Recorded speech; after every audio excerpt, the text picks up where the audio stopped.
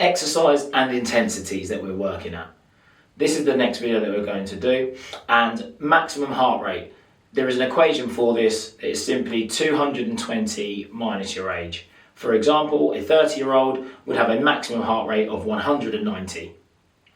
After this is a good place to be when you start to look at working in training zones and thresholds.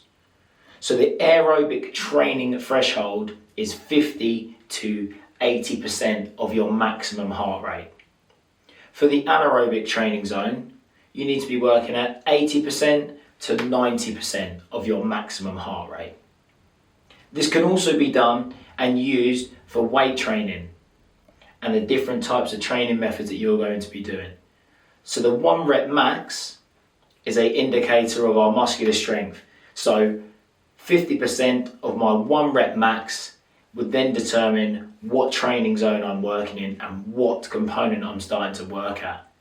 So 1 rep max being strength, 15 rep max being muscular endurance. There are equations to work out what intensities we are working at for our maximum heart rates.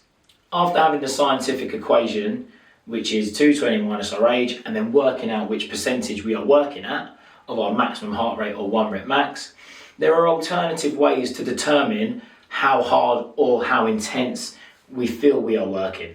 This is used on the Borg scale, which is an RPE scale, which stands for rate perceived exertion. So I will pick a place on the Borg scale, and that will determine how hard I feel like I'm working.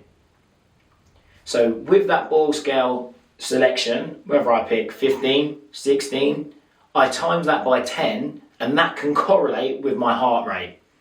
Again, this isn't done by using a heart rate monitor, a smartwatch. Okay, so this isn't as accurate, but it's a good way to get an indication of how an athlete is feeling whilst competing in physical activity or exercise and sports.